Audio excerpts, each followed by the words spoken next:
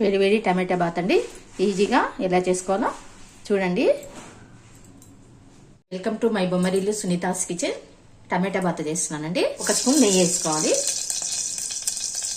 2 లవంగాలు, ఇక చెక్క, కొంచెం కొద్దిగా నెయ్యిలో వేయించుకోవాలి. కర్నూలు రవ్వ అండి, బాగా వేయించుకోవాలి. చెక్క లవంగా వేసి నెయ్యి వేసి నెయ్యిలో చూపిస్తా చూడండి. మీకు కొత్త రకం తొందరగా అయిపోతుంది ఉప్మా. బాగా ఉప్మా నూక బాగా ఎర్రగా వేయగాలండి.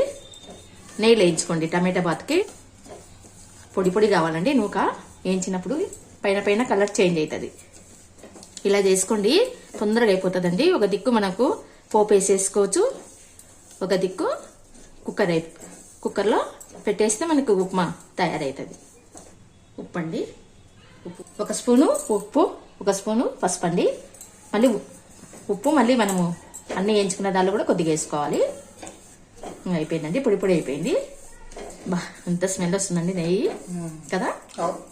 2 గ్లాసులు పోస్తున్నానండి. 3 నీళ్ళు పోసుకోవాలి. 3 గ్లాసులు వాటర్ అండి. కుక్కర్ పెట్టేస్తాను.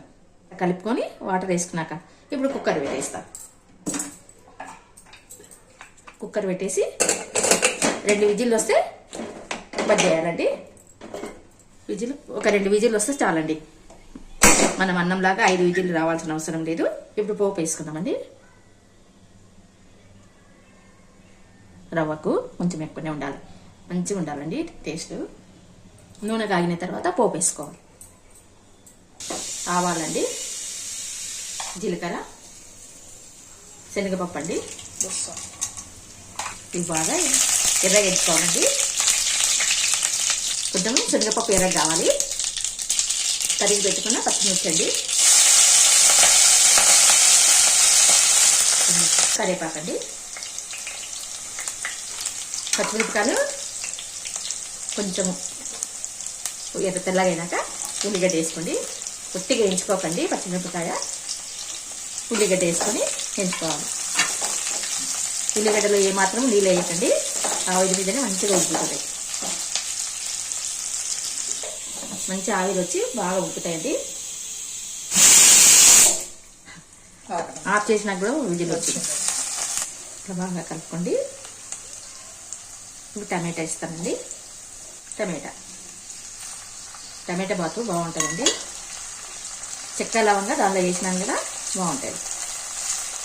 నెయ్యి వేసి వేయించాలి రవ్వని. మెత్తగా చేయకూడదండి టమాటా. మూత పెట్టేస్తాను.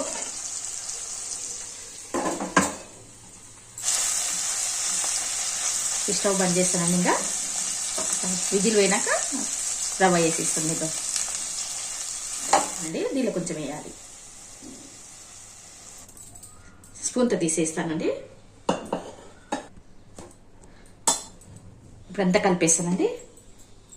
అంతా కలిపేసుకుంటున్నాను. చూడండి ఎంత బాగా వచ్చిందో.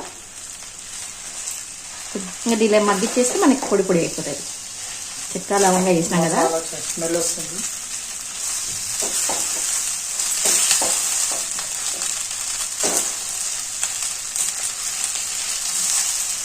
ఇప్పుడు మూత పెట్టేస్తాను. కొంచెం బాగా మగ్గుతుంది. ఎంత తొందరగా అయిపోయింది చూడండి ఉప్మా. ఒక దిక్కు నూక పెట్టేసేయాలి, ఒక దిక్కు పోపు వేయాలి.